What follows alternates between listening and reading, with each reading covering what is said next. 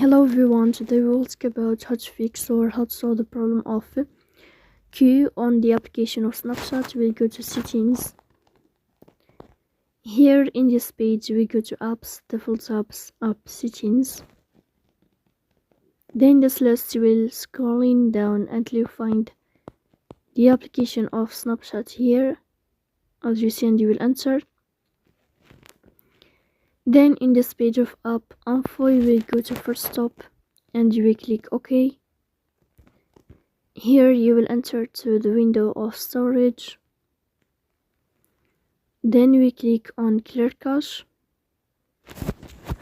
Here we go to Play Store. You will search about the application of Snapchat.